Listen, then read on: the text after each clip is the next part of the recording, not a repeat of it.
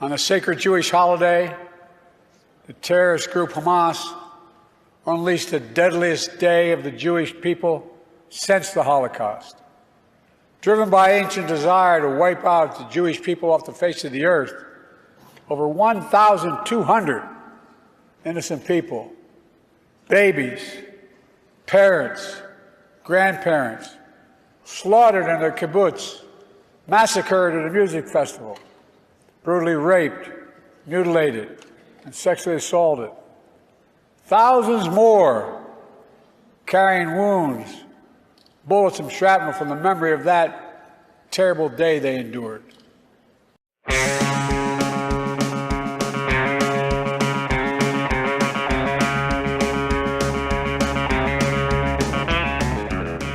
Yes, folks, genocide Joe Biden there. Imagine a terrible day where people are getting killed, and now imagine 7 months of that. David Griscom, I can't actually see the number. Was it 168? I think it's 168, sorry. Left reckoning 168. Good to be with you. Good to be with you, man. Truly some dystopian stuff from the President of the United States there.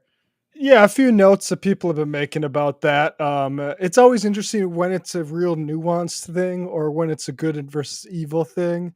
Is it ancient hate, or is it the product of a system that's been in place for, frankly, less time than Joe Biden's been on this earth, creating that hate? It's not ancient religion.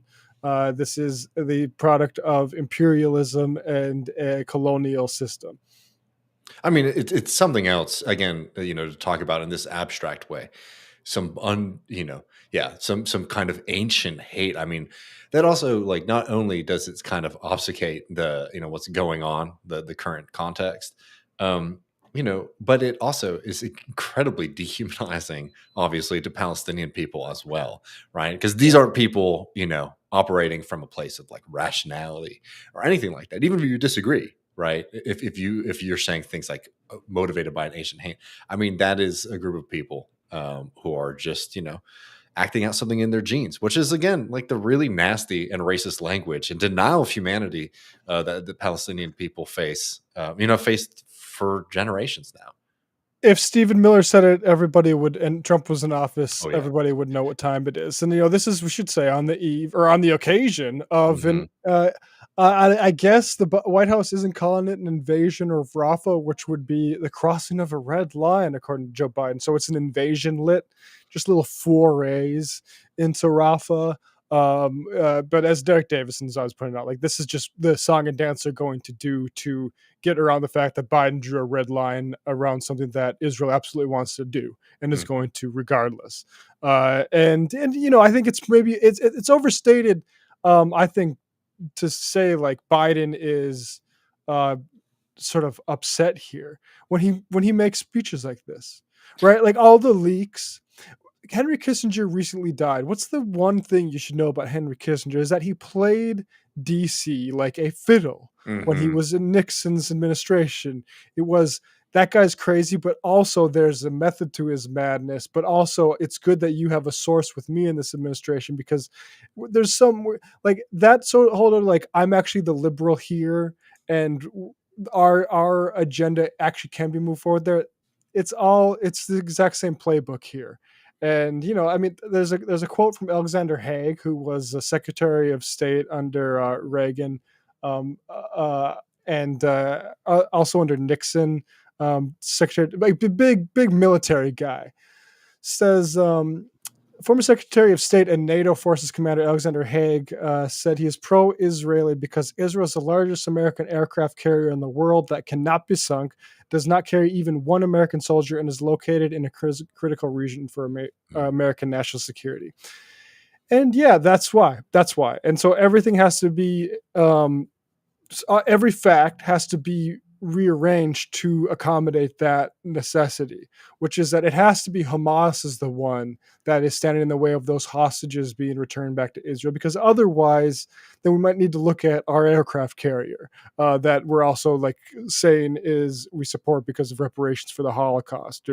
looks like a displacement on the place of Germany at this point in history, frankly. But yeah, and also, students still protesting Biden and the is support of this, and the universities' policies for investing in this, as they get ran over by a Zionist in New York here. Columbia protesters were hit by a car this morning by a supporter of Israel. So, I mean, for him to make these public pronouncements, it's just, we don't have time for liberal supporters of Zionism at this point, because they don't actually live in any kind of reality that we are sharing. We can discuss the things with like the Ben Gvir and the fascists within Israel, because what they're saying corresponds to the reality we're seeing.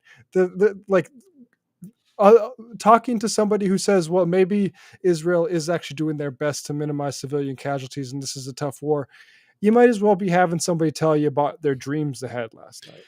I mean, cynicism just abounds.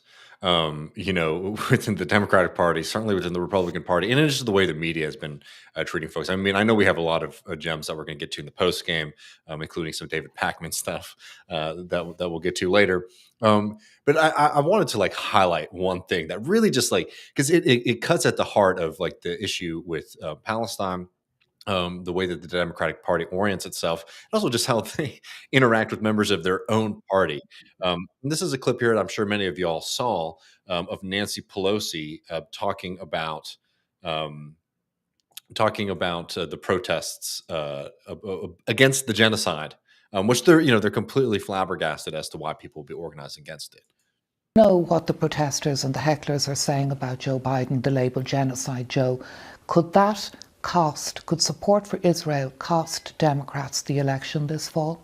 Yes. Well, it's interesting to me that you use that term, because that's what we see at 3 o'clock in the morning outside of our house, flashing as long as this room, a sign that says that. And he has been, as I say, the force for humanitarian assistance to them. He now is calling for the ceasefire. Who's resisting the ceasefire at this point is Hamas.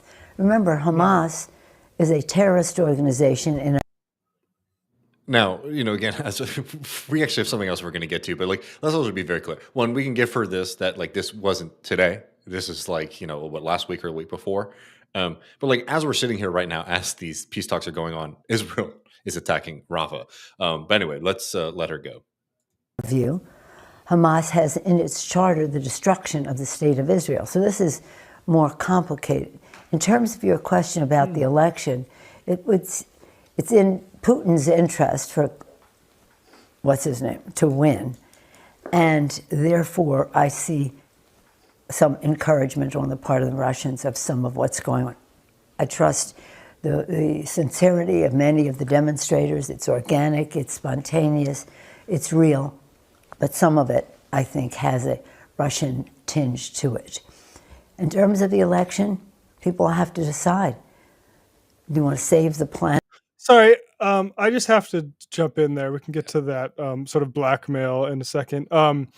The Hamas was mentioned, and it's interesting that she said, they want to get rid of the state of Israel. Because we're hearing a lot about anti-Semitism versus anti-Zionism. Just to remind people what Hamas has updated its charter to say. Hamas affirms that its conflict is with the Zionist project, not with the Jews because of their religion. Hamas does not wage, it sounds like a disclaimer for a pharmaceutical, but Hamas does not wage a struggle against the Jews because they are Jewish, but wages a struggle against the Zionists who occupy Palestine. Yet it is the Zionists who constantly identify Judaism and the Jews with their own colonial project and illegal entity. I think some people might be surprised that they say that. Well, I mean, yeah, and talking about surprising things, it's incredible that they're still on this kind of fear mongering about Russia. That they see any kind of domestic protest or people who are upset about what's happening in this country and abroad, right? Because they said the same thing about Black Lives Matter protests. There might be some Russian, meddling going on behind the scenes here. The fact that they're still going back to that well is one truly amazing, both in the sense of it, like it's a super nasty part of American history. This kind of accusing people of being traitors, etc. But also the fact that it's a loser for them. And The fact that, like, oh no, what is more likely, by the way, that across the country in the United States of America, young people are seeing the horrifying images of what's been happening in Palestine, and they're organizing to oppose the support that the United States government gives that project of mass extinction. Or there's like a guy on a computer in Moscow who's like posting things on Twitter, right? You have to really operate in such a fantasy world to believe this kind of thing. And if they're really worried about foreign meddling in American politics and American society, they might take a little bit of advice from me here and look a little bit closer to home. This is Henry Cuellar here, who, as people probably are not surprised at all, because this is a story that is years old. On May 3rd, Texas Congressman Henry Cuellar indicted on charges of bribery, money laundering. Quote from the piece in Texas Tribune: Henry Cuellar, a powerful South Texas Democrat, was indicted with his wife on charges of accepting almost $600,000 in bribes from Azerbaijan and a Mexican bank. Cuellar allegedly accepted the payments from Azerbaijan's state-run oil and gas company after they had been laundered through a fake consulting contracts to shell companies owned by Imelda Cuellar, according to the indictment. In exchange, the Laredo congressman allegedly pushed U.S. policy in favor of Azerbaijan, an oil-rich former Soviet country that borders Iran and Russia on the Caspian Sea. That includes adding language to defense spending legislation to prioritize ties to the country in the region, including with Azerbaijan, and working to kill legislation prioritized by members who supported Armenian interests. Let's also not forget the fact that Azerbaijan has been conducting a brutal campaign against Armenian people, right? Blood on your hands kind of shit here. That's going on within the Democratic Party. And look, Democratic Party is a big tent party, Matt, right? Can we blame somebody like Nancy Pelosi for the actions of the few? Well, for people who haven't been following Texas politics or things that have been happening over the past few years, you might have missed the fact that Henry Cuellar has been a target of progressives and pro-democracy activists in the state of Texas and nationally, particularly because, one, yes, he has these kind of shady business deals, and two, because this is one of the most anti-abortion Democrats in the House. And what happened in 2022? Remember when we were all talking about how this is a time for the Democratic Party to show that they're really standing up for abortion rights and women's rights in this country? Well, Nancy Pelosi and Jim Clyburn were lending their support to Henry Cuellar in an extremely tight election. Let's go here. This is from May 12th, 2022. This is from Vanity Fair. In case you're wondering, Nancy Pelosi is still supporting the only anti-abortion House Democrat. And let's read this quote here from Nancy Pelosi because it really is rich. I'm supporting Henry Cuellar. He's a valued member of our caucus. The FBI said he's not under investigation, which, by the way, we've covered it on this show at this point. Yes, Henry Cuellar, all of these allegations were out in the public at this point. And his house was raided. It was a big damn deal. And they just washed their hands of this. Again, for what? As Nancy Pelosi goes on, I thought that you were going to take it to choice or something. Yeah, that would be a reasonable place to ask. She then said, he is not pro-choice, but we didn't need him. We passed the bill with what we had. Cuellar was the lone Democrat to vote against the Women's Health Protection Act when it passed the House last year. It failed this past week in the Senate in a vote of 49 to 51. That is from 2022. Look, I mean, if you are really worried about what's going on, abroad with all of these different forces and factors, they should be looking directly into their own party. Because look, this is not like a random, baseless assertion like Nancy Pelosi saying that the pro-Palestinian protests are backed by Putin, who, Matt, you were saying before we started. What interest does Putin have in protecting Palestinian rights? I mean, we talked about this with Derek Davison early on in the conflict. Like, how big of a gift to this is for Putin from a world public opinion standpoint that actually I was right this entire time. That is the great Satan. You can't actually trust. And we're going to get into this when Tim Pool gets into, talk about Israel versus Ukraine aid. But,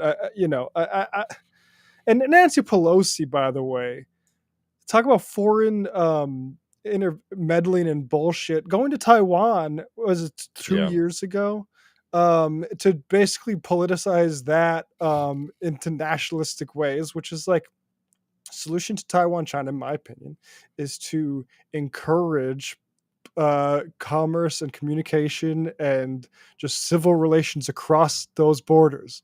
It's the same actual playbook that I would recommend for all borders instead of militarizing them and putting gunboats at them. But yeah. So I don't.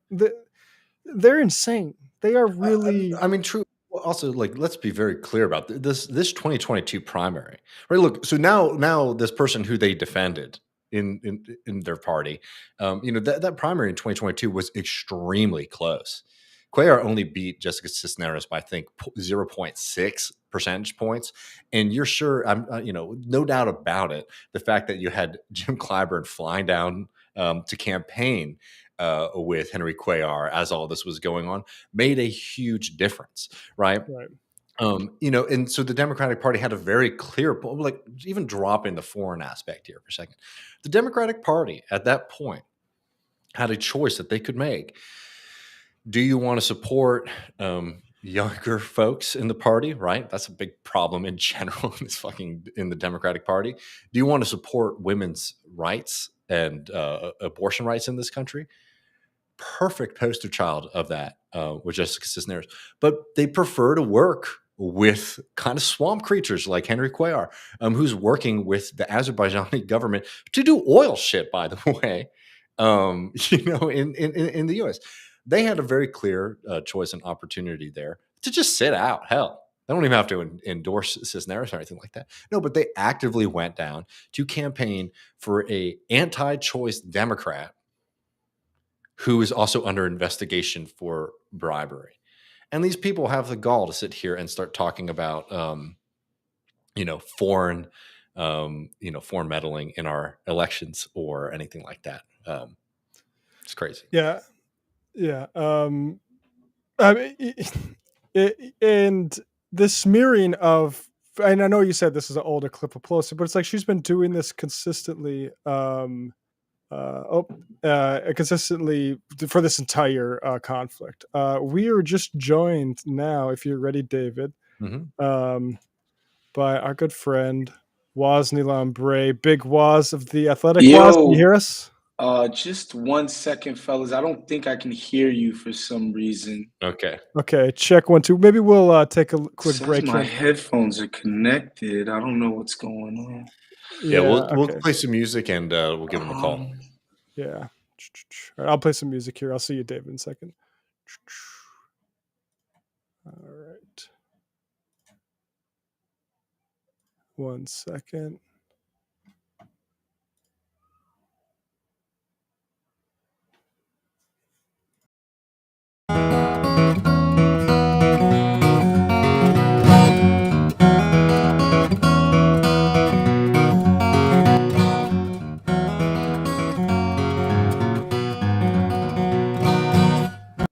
All right. I think on that note, we'll try this again. Big Woz, how you going? How's it going, Woz? I can't hear you guys again. I heard the guitars and all of that in the waiting room, but for whatever reason, I can't hear you guys. Okay. That is very strange. Let's see here. Check 1 2. No, you can't hear that? Yeah, I mean, Let's see. Yeah, I'm hearing the music. Let's see, Woz. Maybe we will. I don't know what's going on. Let's see. Try logging out. I'm gonna just play the music and we'll. I can't hear anything, guys. Yeah. Just the music.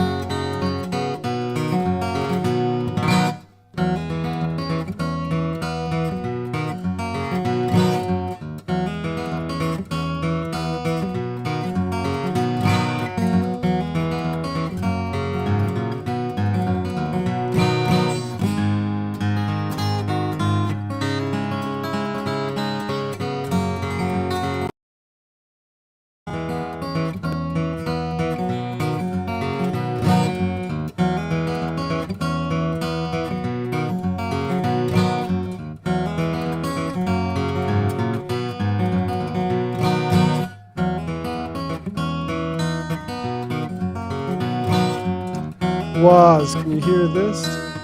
All right. I think it's actually me who screwed that up. I put the input and the output wrong for the mic and the headphones.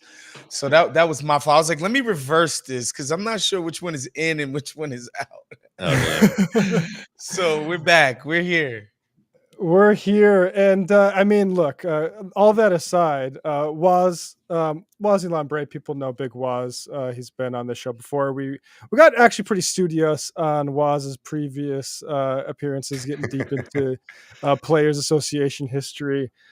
This time is just going to be, sort of early championship March, where it's the perfect time for me to have Woz on as a Timberwolves fan because I saw Woz down when I was in Austin for David's wedding. Woz, do you remember what I said to you about basketball when I came up with the honky tonk? Please, I said, what do you think about young MJ on the Timberwolves? And Woz wasn't there. I don't think maybe he's not watching the Timberwolves games. I don't know if they assigned those to him for the ringer but it's here now. We swept the Suns, get them out of here, send them home. Sorry, Bradley Beal. And now we're up 2-0 on the defending champions. Woz, just talk about the Timberwolves a little bit.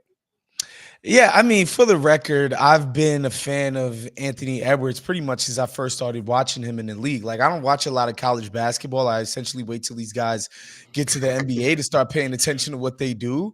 And as soon as I started watching him, I was like, hey, man, this kid is hyper athletic. He's got an incredible physical gifts. And even as a rookie, he was showing that he was pretty skilled in terms of ball handling, in terms of his jump shot specifically. Even as a rookie, I thought his jump shot was way further along than I expected from, a player of that build, right? Because, take somebody like LeBron, for instance, in year 1 and 2, his jump shot just wasn't that refined. Anthony Edwards' jump shot is so refined for his age.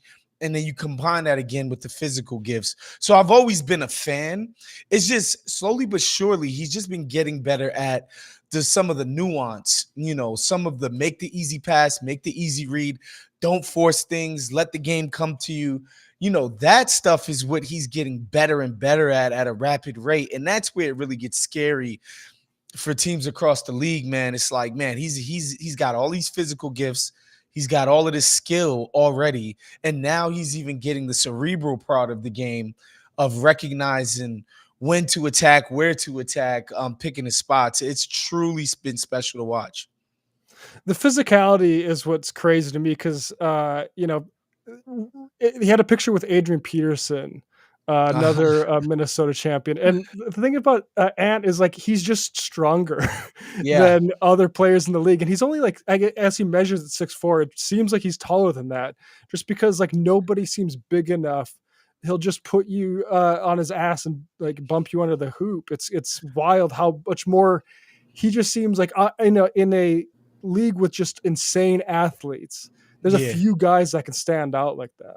Yeah, and it's not, it's not, he's about 6'4", 6'5", but he's got an incredible wingspan, which, as you guys know, is very important for the game of basketball. And like it's one thing to have his body and his size, but also be able to leverage it. Like there's guys that are huge in the league, but can't leverage their physicality because they don't have the ball handling, they don't have the know-how, they don't have the body control, right? Like he combines all of this balletic, ability with just the raw strength. It's truly just special to watch. And, they're kicking the Nuggets' asses right now, 2-0 in the series. Both of those games were in Denver. Denver came into the series a slight favorite, but a favorite nonetheless. And really how they've done it, to my mind, is on the defensive end, right? Like they've been really good on offense too. Don't get it twisted, but Denver has been the best offense in the NBA for the last 2 seasons. You see we've seen what they've been able to do over last year's playoff run, even against the Lakers. It's just like these guys can generate great look after great look, and the Timberwolves have just smothered them. And I think, part of it starts with Anthony Edwards, and Jaden McDaniels on defense. These guys are menaces, pit bulls, man, these guys on defense. And again, I say this again, what's been cool to watch about Ant, especially in his age, a lot of young guys, when they realize that they can score 25, 30 points a game. They take the attitude that defense is secondary. Defense is for role players. Defense is for the other guys. That's for the help, essentially. I don't do defense. I get buckets. That's my contribution to the team. The best players, obviously the Michaels, the Kobes, the Jordans, which is, of course, not to say Tim Duncan's and even Shaq in his prime. They take a lot of pride in what they do on defense. And sometimes it takes guys years. You got to get bumped in the playoffs a bunch of times where your team, you get embarrassed on defense, missing your assignments, not giving the correct effort, whatever. And you're like, okay, you know what? To take my game to the next level, I got to start playing defense too. It's already there. He's already gotten immense pride in his defense. And, just a couple of anecdotes for people to understand how special what this guy's doing is. They made it to the playoffs 2 years ago against the Memphis Grizzlies, another young team. It was, if anybody remembers that series, there was so many mental mistakes made. It was like literally watching 2-year-olds try to figure out how to play NBA basketball, right? But what I took away the most from that series is Ja Morant, another guy that is one of the most physically gifted athletes the game has ever seen. Ant was guarding him on an island. This was 2 postseasons ago, and he was doing as effective a job as I've ever seen on anybody. Okay? I've never seen anybody before Ant guard Ja Morant on an island and just be step for step with him as far as his lateral quickness and agility. They ended up losing the series, whatever. Last year was a discombobulated year. Cat got hurt. They're integrating Rudy as a new piece, whatever. They end up missing the playoffs. And then, they get everybody back, a full training camp. And very early on in the season, they played the Boston Celtics, who obviously everybody had penciled in for the NBA Finals from the East before the season. They go on to win 64 games, set records for point differential. They're obviously an elite team. And they're known for having 2 elite wings in Jaylen Brown and Jason Tatum, who Ant is, that's his position. They end up winning a close game. The Wolves end up beating these guys in a close game. And in the post game, my man John Krasinski from The Athletic, shouts to him. He's the Timberwolves beat writer for those guys, my former colleague. Love John to death. He's talking to Ant in the post game, and what he says to Ant, what does it mean to beat a team like this, beat the 2 J's, whatever. And he made some big shots in that game.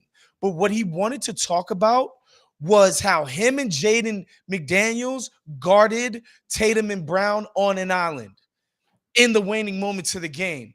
And I took a mental note of that. I was like, holy hell, like, this is what Ant wants to talk about after the game. Not the cool shots or the dunks or the whatever. It's like, yo, Jaylen Brown, Jason Tatum, all-stars, all-NBA, MVP candidates. When the game was down to the nitty-gritty, me and Jaden McDaniels, we sacked up and we guarded the hell out of those boys. That's what he wanted to talk about and highlight. And I was like, oh, man, this is like special stuff, because it's one thing to have the athletes and the horses, but it's another thing to get the buy-in, for these guys to truly believe that their destiny will be forged by playing a complete team game. And that's what I think we've seen for 6 games. Guys, this was the 15th ranked offense per efficiency data this season in the NBA. In the playoffs, they're the number 1 offense in the league. And why? Like, I sorry, David. Effective field goal percentage from the regular season, where defenses are easier. They are peaking, guys. It's insane. They also run offense though. Like that's the thing, is there's like I love the Knicks. I love what Brunson's doing, but it's like their offense is pick and roll or like Josh Hart offensive rebounds. But the Wolves are like running all this crazy stuff to get guys open. Like the only team, Oklahoma City, it's kind of Shea. Sure. But Oklahoma City has a nice system. Like, it's not like Shea is pretty ball dominant. He's good at it, but they're definitely more egalitarian in their approach than most. Like the Mavs are very, they have 2 very ball dominant guards, so they play a certain way. But yeah, Minnesota sort of realized, especially if they were going to play Rudy and Cat, that there would be some congestion issues and that they had to be a little bit more creative about making offenses tick.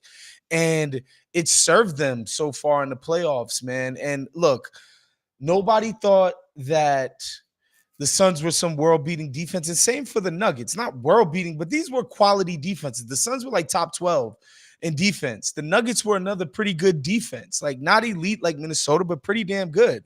Like the way that they've played against these guys, I mean, it's shocking, honestly. All I was going to say was, talk about buying.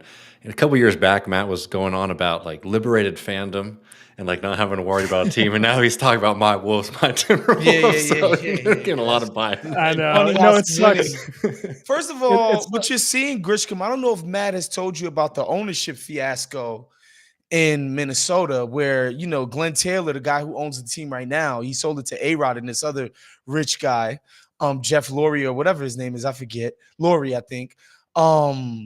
And it was supposed to be like a 2 to 3 year plan where they paid off the team in installments so that there could be an easing, of the passing of the baton.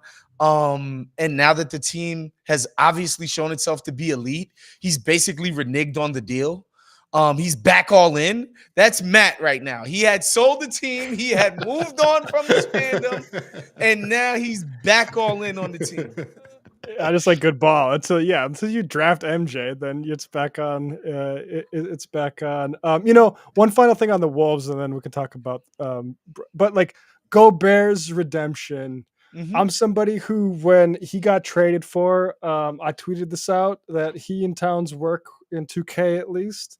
And the 2K, I think, is a very good test of basketball reality. And it's working out exactly how it does for me. Literally, the last game that the Timberwolves were just running up the score, I'm like, I would put the difficulty up in NBA 2K if this was happening. We're up by 33 points on the champs. But Gobert. So Gobert last season, tough year, getting punched by Kyle Anderson, which at this point kind of maybe looks like it's a Kyle Anderson thing more than a Rudy Gobert thing. But I love the way that last season, nobody would even give him a high five. It seemed like everybody hated the guy. And now it seems like Ant wants to celebrate with him. And Rudy's like, I still hasn't like realized like, oh, I can join in with the team. Yeah. Some stuff. But I just love that like, and they even dedicated last night's victory without him because he was celebrating the birth of a child to like the culture that he's sort of instilled. And I think part of that did precede them. Like that Memphis series, they were with Jared Vanderbilt flying around in a similar way. That was a quality Wolves defense. Yeah.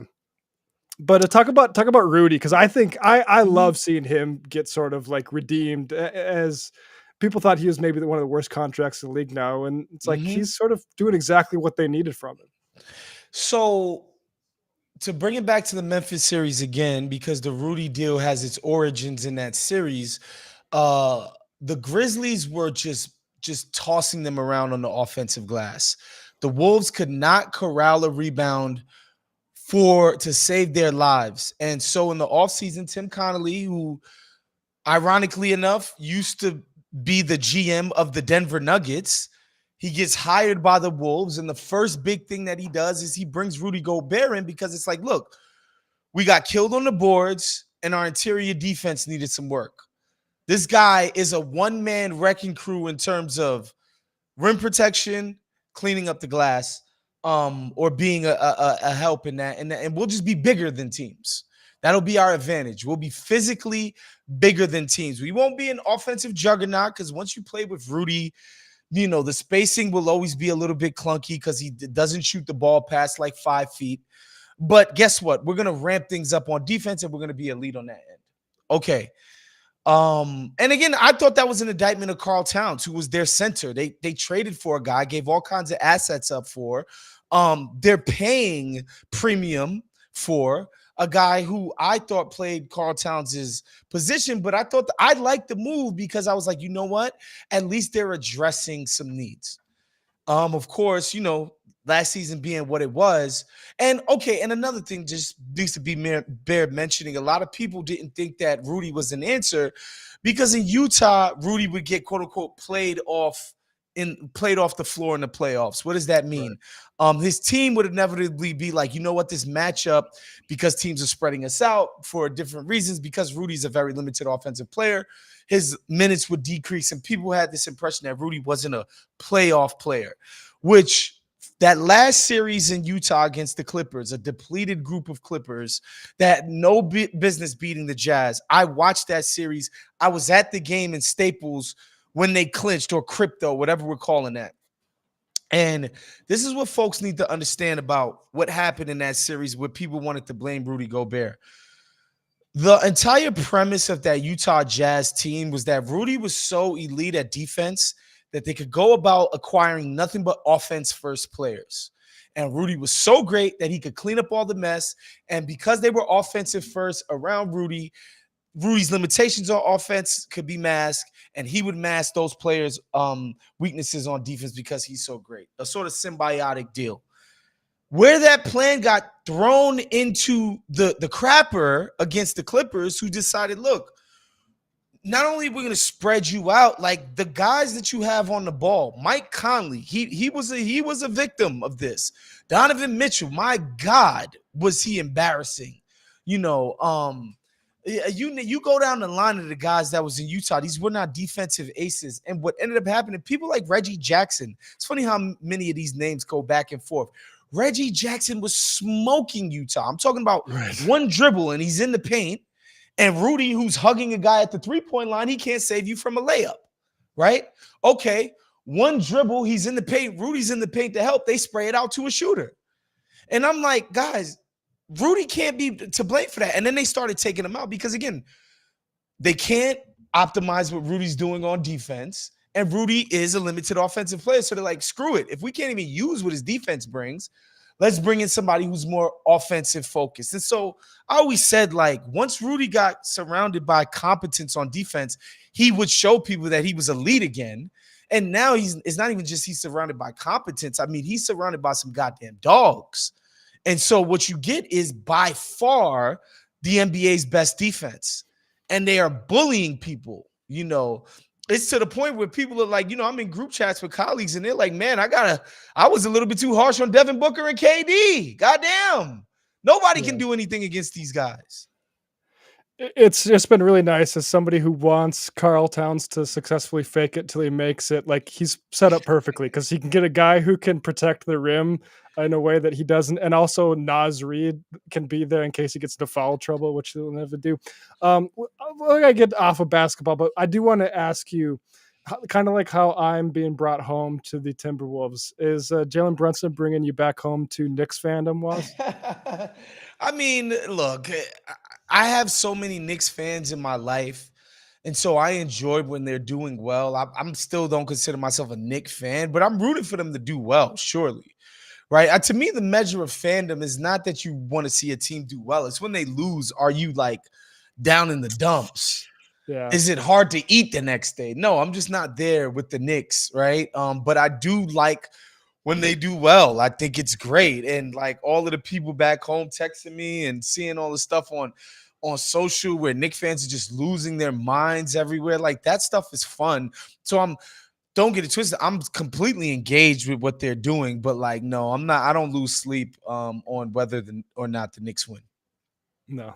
Is Jalen Brunson the best Knick since who? I mean, he's the best Knick since Melo for sure. Right. Because I think even Melo, who got traded in like 2012-ish or 2013 or whatever it was, still had some prime years left in him, And so that's the last time they had a guy of this caliber. And they only had the one season with Tyson Chandler and Ray Felton, and they won the 54 games, ended up losing in the second round to Indiana or what have you. But more so than just Jalen Brunson being the best Knick in forever, especially when you look at how he's producing in the playoffs, it's insane. The group as a whole, like, these guys are so fun and lovable characters. The Josh Harts and the DiVincenzos and the OG Ananobis and the Hartensteins. And like, these guys are Deuce McBride. Like, these guys are so fun to root for. just the way that they play each other, and they're so scrappy and hard nosed. I told guys, and it went little baby viral. I was like, the NBA needs to invent a new award called the Hard Hat Award, and they need to name it after Josh Hart. I mean, this guy is as blue collar and as lunch pail as it gets as far as how he carries his business on the court. And so, yeah, I think that the team as a whole is just so easy to embrace, man. The OG Pascal matchup is awesome to watch for Yeah. two guys who are on the same team. Yep. A little bit ago. Well, we also want to get your opinion on our boy Genocide Joe Was. I mean, where's your head at with the guy? Well, I mean, I'll ask you the question that everyone yeah. says. People ask me this all the time. I ask people this all the time. I mean, is Donnie coming back? Do you have any feelings on that? I don't see how you can view it as anything less, worse, better than a 50-50. Like, that's just how I see it. I see it as even odds that either one of these guys can win. I think Joe Biden and his camp, and this is the thing about winning, right? Like, there's a certain hubris developed, and it's like, look, we know what got us here before, and it was against the same opponent.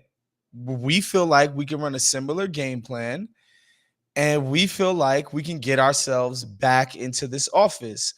We're banking on people understanding that the country is quote unquote running smoothly, even if Joe Biden is slightly senile or whatever, that, he could be the bureaucrat in chief, but amongst a bunch of other bureaucrats so that the machine can function. And that's the bet that they're making. I don't necessarily agree with the approach that they're taking, but one can understand why and how they would take that approach, given that they did win last time, right? I think that's what it is. And, let's face it, a couple of things folks need to understand. I think people in our world are hyper engaged with what's happening in Israel and Palestine, but I don't think the average voter is all that engaged or cares all that much, unfortunately for the citizens of Gaza.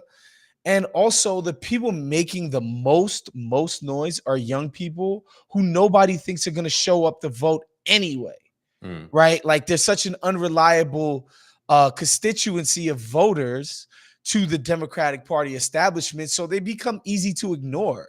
And I think, again, I don't agree with the tactics, but it's not hard for me to reason as to why he's doing what he's doing. See, but I mean, for me, and totally, you're not making like a moral argument here. Like, it's just sort of like how these guys think, and it's wild how they think. I think that what we're seeing is that it's true that like young voters aren't consistent, but they are important for Joe Biden's victories, particularly in like the states that they think are winnable now, like Georgia and stuff like that. I think that's done. I think Georgia is done. Because that coalition was mainly kind of like suburban wealthy folks who, they don't like Donald Trump because Trump is, says things bad on TV and he doesn't make them feel good about their kind of stuff. There's enough space for those people, I feel like, that there's not enough pressure on them around Trump because he's just not in their face. Maybe this is going to change. And this is the thing that I think is going to be really interesting if we want to do horse race stuff, is like, once we start seeing a lot more Trump on TV, like kind of campaign Trump versus like, just Trump antics or the trial things, how that will play with some of those voters. But I think a lot of those kind of like anti-Trump voters in like Georgia and some of those states, I don't think those folks are as reliable. And then you're beating the shit out of kids all across the country. And let's not forget in Georgia too, like Cop City, all this kind of stuff. I can't see a lot of young folks show up, especially because we've also had the Biden years. Like we've lived through it now. Do you know what I mean? Like, it's crazy to me. That's crazy to me that this guy did like the IRA, the Inflation Reduction Act, and there's no Joe Biden, standing in front of a road being like, all right, let's put America back to work or anything like that. Most people don't know. And like, that's something that like, yes, it's almost like an in the weeds thing, but there's a very easy scenario where like, that's something that everybody's talking about. Or at least have interacted with to some extent. Nobody, if you talk to somebody on the street, would know what the IRA is for the most part. Yeah. I mean, I think what is happening is they're coasting on abortion. Like, and Yeah, I hell think that's yeah. why Oh yeah. I kind of agree with Waz in like I don't predict the election Mhm. outcome, but I do think they like I've seen like Biden said fuck the left, don't vote for me, vote for the other guy in 2016, and a lot of people wanted to think that was going to be the election for him because and now I think there's likewise and probably more real reason to think like a guy who's supporting a genocide deserves to lose. He's definitely Mm. not going to have people knock doors for him, but they also, like you said, didn't knock doors for him last time. It was COVID, and the guy he's running against is like has a whole bunch of liabilities himself. Like I really think they are coasting off of. Look at Trump. He has all this legal issue, and also, do you want Roe v. Wade or not? Mhm. And like I do think that is like a caution against. And I do agree, David. Like the indicators don't look good in swing states, for instance. But I also, I've seen too much swing and stuff like that to really bank on that at this point. I mean, the other thing too is that the Dems haven't taken beatings in any of these other national elections. They didn't take a beating, the bloodbath they thought would be the midterms. In special elections, they haven't gotten beat up. So, like, and by the way, when you delineate it, people are like still pretty bullish on the Democratic Party, but Joe Biden himself is not popular. Mhm. Right. And so I think they're trying to thread this needle of like, yeah, sure, Joe Biden's not popular, but push come to shove, people are going to go with the Democrat because that's what they've been doing nationally. Right. They just haven't been getting killed.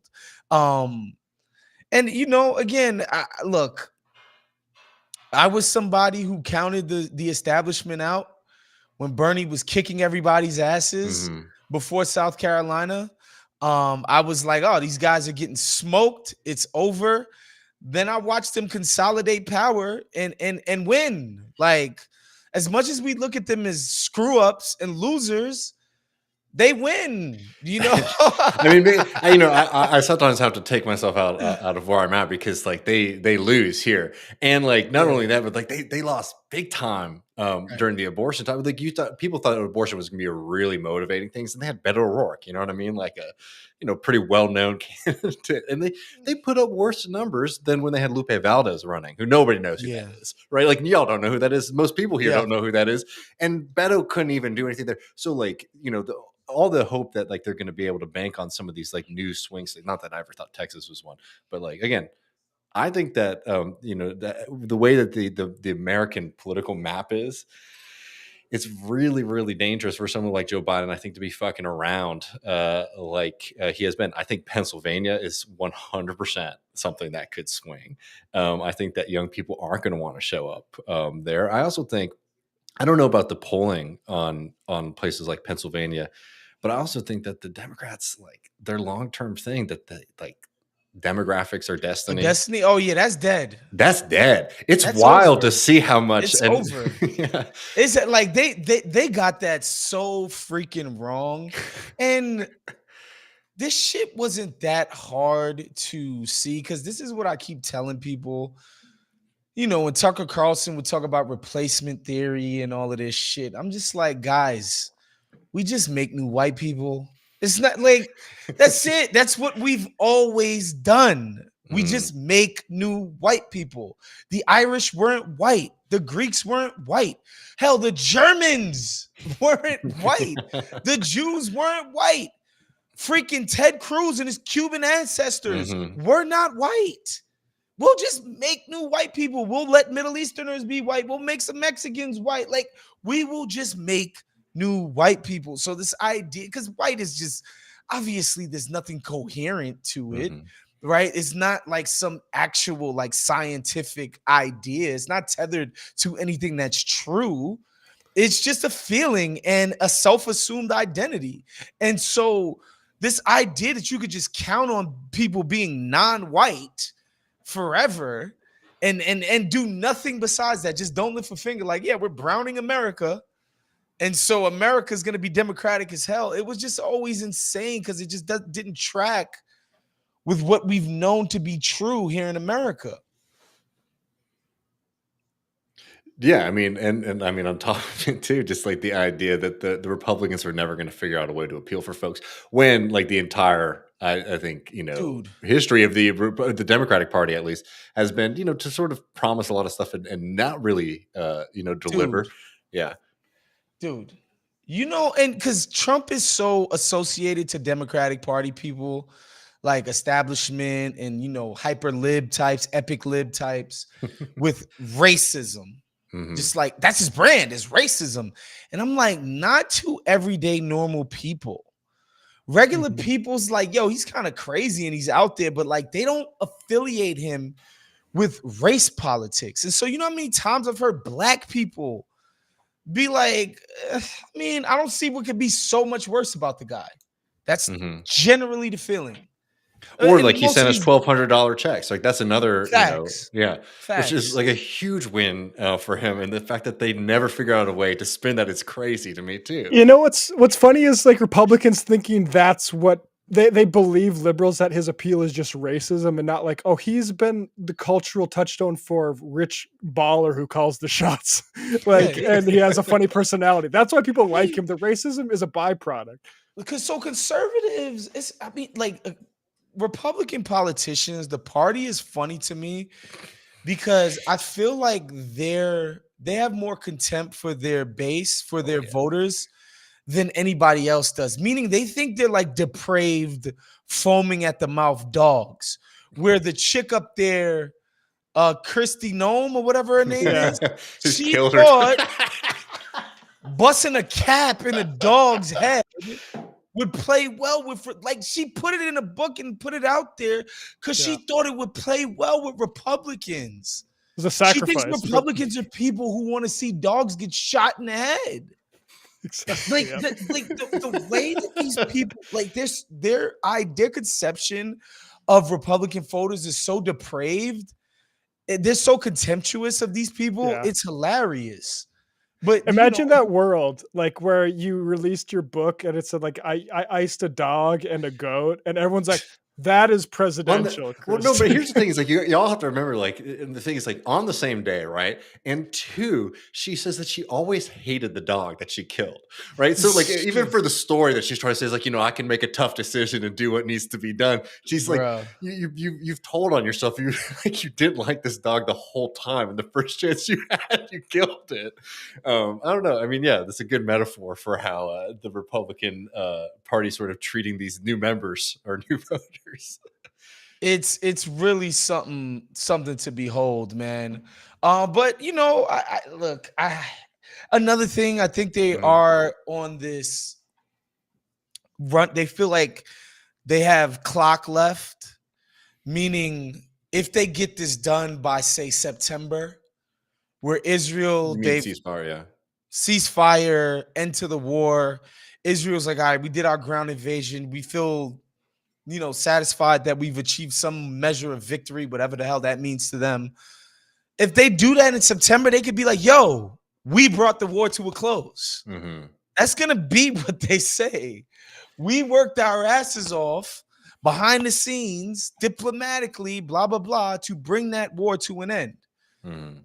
And so a lot of it, and people can say it's cynicism, but it's like people have short memories. The election is a long ways away to them. This shit. It's another 6 months from now. So I get how they could think that this will be the vibe, but man, I don't know, guys. I really don't know. Yeah, I mean it's been pretty wild. I mean, I'm sure you've seen. I know you have. All of these like horrifying videos of college campuses all Mhm. across the U.S. And one thing that is just it's so striking for me, not to be like naive or anything like that, but like it's wild to see how similar. One a little bit less interesting at least, but like how similar like a Donald Trump statement on the protests and a Joe Biden one are at this point. Like you have the two guys, they're both sort of cheering on the cracking of skulls of like young people all across Mhm. the country. And yeah, like again, Donald Trump will be way more incendiary with it. But Joe Biden is saying, all across the country, there's anti-Semitic protests going on and they need to be put down. I Yeah. mean, that sends a message that's pretty damn clear. Yeah. I think Joe ran on being the stability guy. Hmm. So if he and his team and thinkers think that this doesn't seem like stability, this seems like a disruption, then he can't effectively make the stability message. Whereas I think, and my guy Danny Bessner has made this case, if they would have just ignored it, and this is the thing, this is another thing about the protest. I think there was a Streisand effect to it, where like the hair on fire response from elites and media just broadcast the fact of the demonstrations to an audience that otherwise would not have known. It's because we're so fucking obsessed with elites, the Ivies, And they're obsessed with Columbia, college kids. Yeah. New York, blah, blah, blah. Yeah. It's just like, oh my God, my kid's going to Columbia next year. This is bullshit. I can't believe it. It's all these elite people just obsessed with elite culture and the way they talk about this was some of my best memories happened at that campus. And like, it's elite people was so like, I promise you guys, if that shit were happening at City College, if it started at City College, it would have ended at City College. Nobody would have paid that shit no mind. For viewers who don't know, City College is the CUNY public school. It's home to the working class population of New York. It's not an elite institution. Regular people go to that school. There's people go taking college there, night classes there, night school, trying to finish up their degree, right? And they did get protests. No attention was paid to it. They're It's because catching it's Columbia. heavier sentences on the Columbia kids too, from what I seen. Jesus. But yeah, like no, if Columbia just fined the students, said, okay, every day you do this, like say you're in that hall, it's a fine. We're not going to send like the cops in like it's fucking Call of Duty, or we're not going to be barrel bulldozing those things. Like yeah, like it would just be 75 kids maybe in a park with tents, and you just walk past it to get to commencement, and they decided they needed to like bust out the riot cops on them. I mean, it's No, I just like the NYPD shit. It was just so ridiculous. Like it's like that video. Did you see the video they put out, dude? Where they're like they're in their like war room, like as if it's the NFL draft, and like it's like all right, you're gonna take that and then it's like okay, the most out of shape guys ever too, like the huffing brain about like trust like this is what Belichick used to do. Like it's insane.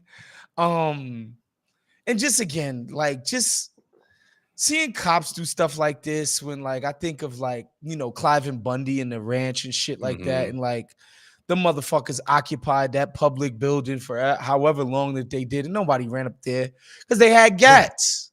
Nobody ran up in there. They didn't get 1,000 strong. They didn't do none of that. But you know, like the cops are like one thing, and like we know what the cops are. I mean, I think the big thing is like the damn university presidents are calling the cops immediately. Like the Columbia protest, I think it was like the day after, right? One day here at Texas when they did them. Sorry, what, Matt? I was just gonna say, yeah, UPenn, they called the cops. The cops were like, "Can you wait until you need us before you call us?" DPS was at Texas before the protest even started. Like they were there in riot gear before anyone even assembled, right? So it's like already they're ready to go. And I don't know. I mean, like it's an extremely dark aspect, but the fact is, like you'd think that university presidents would at least be able to play the game a little bit of like public relations in relation with students. And the only thing they have is like, it's like a suburban, lady. It's like, I'm calling the cops immediately. Yeah, but I think the donors and that's the big sort business, of 100%.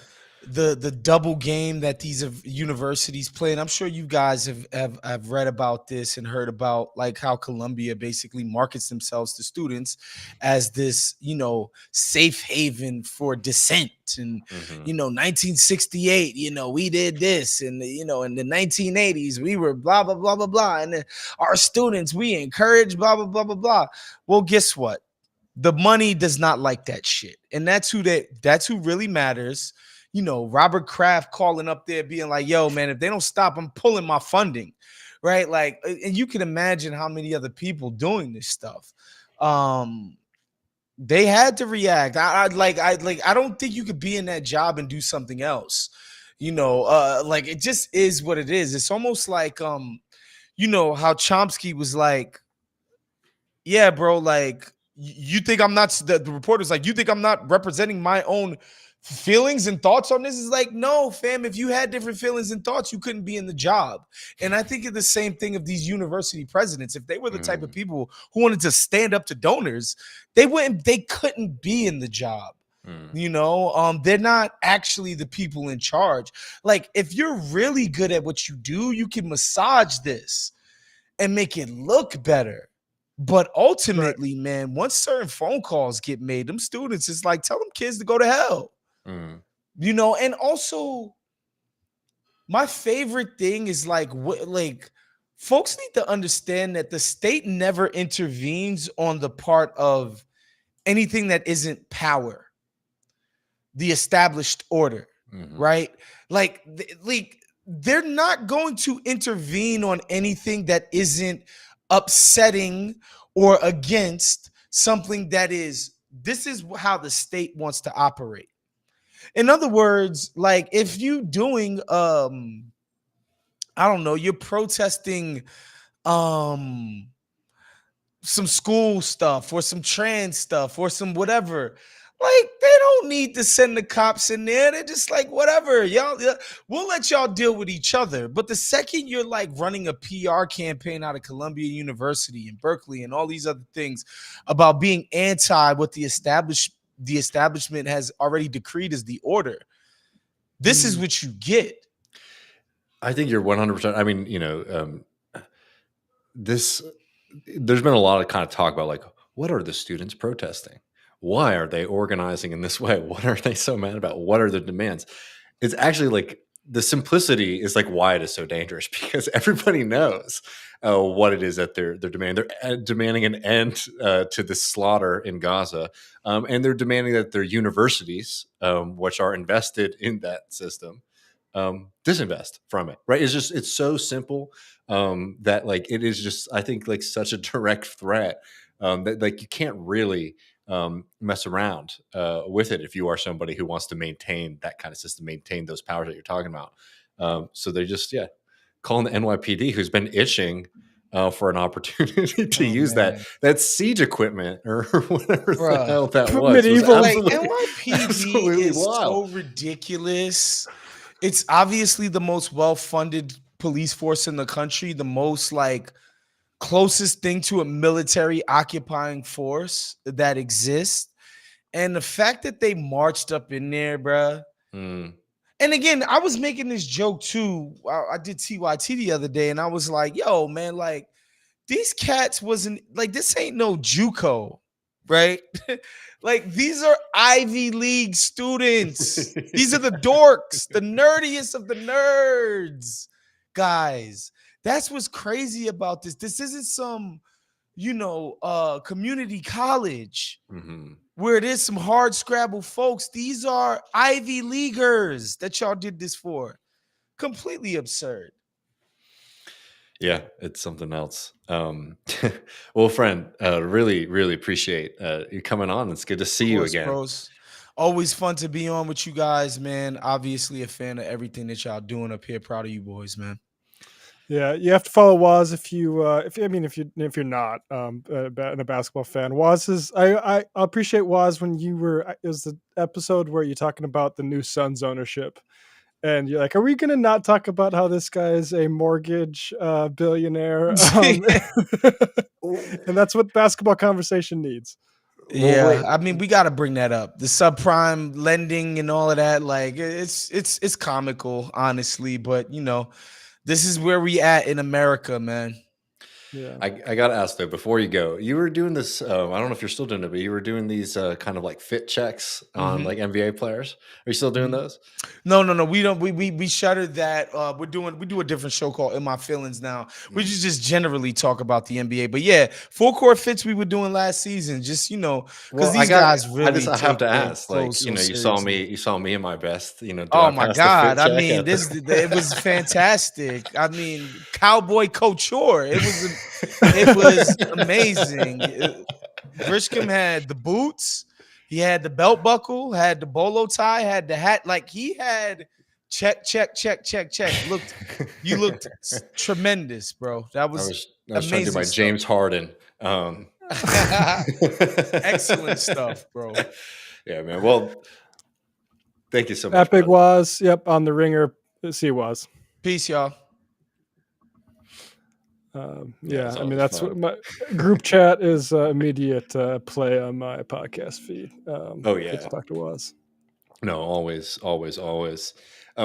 Well, folks, we're going to pop over to the post game, patreon.com/left reckoning to get access to it. We got some fun stuff. We got some stuff that I know y'all love, right?